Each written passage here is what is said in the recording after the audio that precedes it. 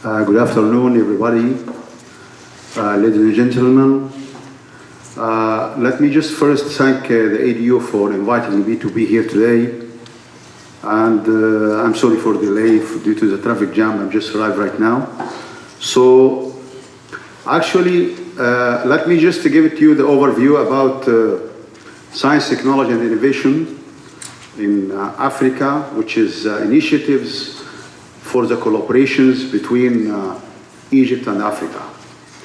Due to my experience as a working in representative of Ministry of Higher Education and Scientific Research in African Union since 2015 until 2017 as a chairperson of STI in the African Union, I'll give it to you just overview regarding the indicators of science and technology for Africa as well.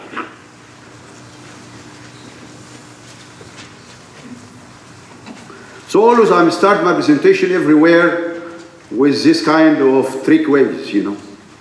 So a little bit difficult if you look it for this kind of tapes. So it seems very difficult just to get in the right track.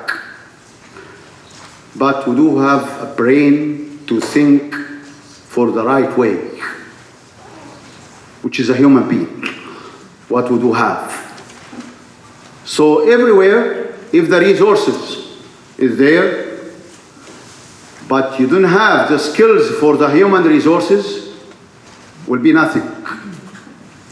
But human resources just drive the world to be in the top everywhere. So, but not individually. Might be working in a group. So, group with the skills, you can go forward everywhere. But using the tool of science and technology. Science and technology put such kind of nations in the top of globalizations. So we face such kind of problems everywhere because the products came from the university not fit exactly with the market needs. So you could not connect the product with the market needs. We have to get back to science and technology tools. And what I'm just to give it to you right away, the STI facts in Egypt, and what we do have the Egypt visions for 23, the implementation of STISA, which is the agenda for science and technology and innovation for Africa, which is fit with the agenda 2063 for the African Union. As well, the new initiatives by the Egyptians should be implemented shortly. So let me start with the STI figures in Egypt. Actually, for the higher educations, this is the growth of the Egyptian universities, which we do have. In science and technology, we get developed last couple of years, and so many Egyptian scientists in the top of their fields, we calling it the figures or scholars. We do have in days 23 public university. It was increased, as I mentioned, to be 27 in a days, as well as 23 private university. In a days also we do have 25th. So 8 technical college, which is included 45 as a middle institute for the COSON. I mean for the technical peoples. As well as we do have the most oldest university in the world, which is Al-Azhar University. As well as 157 at a higher institution in the world. Those are in a days producing the high number of graduated and as well post-graduated students. And that will be reflected shortly in the economic situations, which is, we say, knowledge-based economy. If you do have knowledge, I think very soon it's gonna be reflected for the economy, for the nation itself. So this is just a brief about the figures. For the universities, we do have, as I mentioned, the number, which I'm just at the beginning of my presentation, I said about the human resources. We do have 128,000 researchers, which is working in all those universities and institutes. Researchers, teaching staff, and assistants. All of them are being distributed in even public, national university, and private as well. So, for the R&D input indicators, which came from the personals, as I mentioned to you, all of those researchers are working hardly with the growth of 2.2% since 2015 until 2018. That means there is a strategy of the government to increase the number of the researchers in order to implement for the roadmap of the government with the highly skilled researcher. Also, according if we divide it or distribute the researcher due to the fields, according to their fields, the most highest number we do have in the medical and health sciences, which is 35%. And I think everybody remember what is a Qasr Al Aini University. Qasr Al Aini School of Medicine, which is belong to Cairo University. It's the oldest school of medicine in the Middle East, even in Europe as well. Because at the beginning, Qasr Al Aini just export so many physicians to be working in European Institute. So in the medical, they do have a very highly skilled researchers as well as a physician.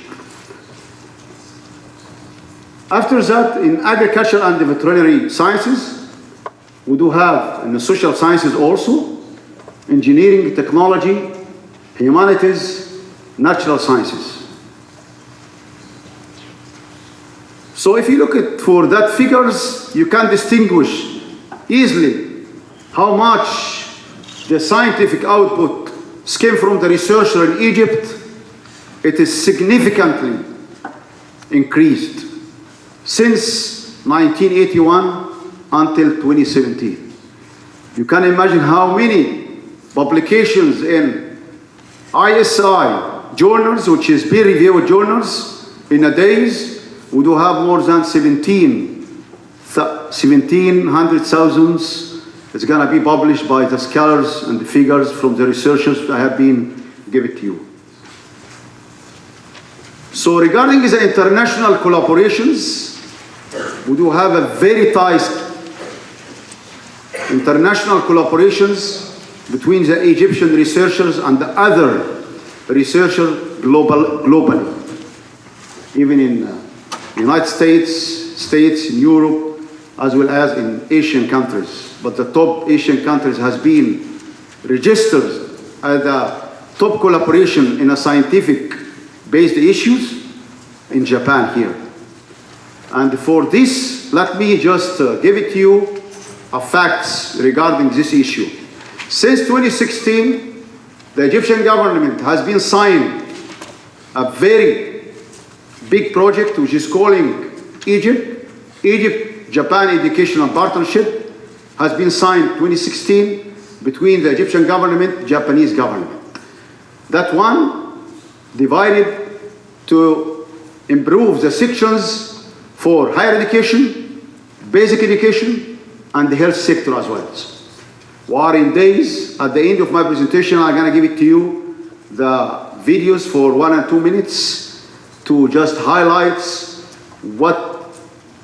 where the activities has been implemented during last month, and even we start practically at the beginning of January 2019, and we have a plan to dispatch 2,500 students, including postdoc, graduated and undergraduate student, to come for training and to get such kind of PhD, even master degree from the Japanese university here. Also, we do have a plan to train 800 teachers from basic educations with Tokatsu activity, which is going to be working easily after they go back with the Japanese schools in Egypt. Also, we do have a plan to train the nurses and also ambulances sections, as well as the hospital management peoples. So these programs, which is, as I mentioned, Egypt programs, have been already started since this year at the beginning of January, and is going to be working for coming 4 years. We will see after 4 years what is going on in the ground, especially in Egypt. What is the impact? What is the outcomes regarding this issue? So due to just for the time limitations, let me just, for the Egypt Vision 23, it is really linked with the Africa Vision, you know. Africa Vision, we do have the agenda, African agenda, which is 2063, which is mainly focused to using the tools of science and technology to improve the continent, which is mainly focused to use the use in Africa for the improvement of the resources they do have, which is mainly focused to use those use for the improvement of the Africa. So if you look at for the competences, what we do have right here, performance indicators for the medical and the health sciences, even in Egypt, which is going to be fit the key area in Africa. Some of them it is parallel and they fit well what they do have in Africa, and in the days Egypt has been trained so many physicians using the program which is funded from the Ministry of Foreign Affairs in Egypt, and also in a collaboration with the Japan government, with JICA. So they provide such kind of fund in order to bring some African scientists, especially physicians, to train them in hospitals, also as well in Kasr Al-Aini Medicine School at Cairo University. So for these indicators, we do have so many fields. You see material science, which is going to be fit with mathematical science. So what I would like just to deliver a strong message regarding these competences, that means the technology and education is there, but we need to improve the skills of the African scientists to be up together. So that's why also the Egypt has been provided the African Young Scientist Prize. It's going to be announced for last 3 years. And the Academy of Science, belonging to the Ministry of Higher Education and Scientific Research, provides such kind of prize for the young African young scientists in order to encourage them, in order just to give it to them a signal message. Science and technology is very important to enhancement the skills of the youth in Africa. Also, there is such kind of research fund has been established between the African Union and also European Union, but through the Egypt. That means the Ministry of Higher Education has been launched the platform to get fit with the key performance of in science and technology, of course, in African Union with the European Union, especially in the food and nutritional security, as well as sustainable agriculture. Also, there is such kind of African Young Research Grants provided also from the Academy of Scientific and Technology in Egypt, which is going to provide the 5 grants each, worth is around 13,000.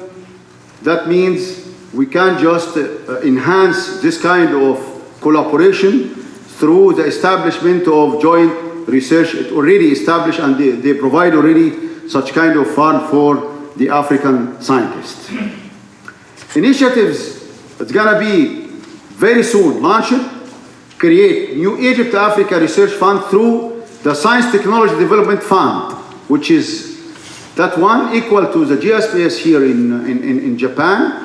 That one provided such fund for the Egyptian scientists, and indeed it fit with the African scientists to provide such kind of collaborative research. As well as the global monitoring for environment and security for Africa. Egypt, they already start the long-term management of natural resources. It's going to be also fit with the Africa vision, also fit with the agenda of 2063 for Africa, water resource management, and the marine coastal area management.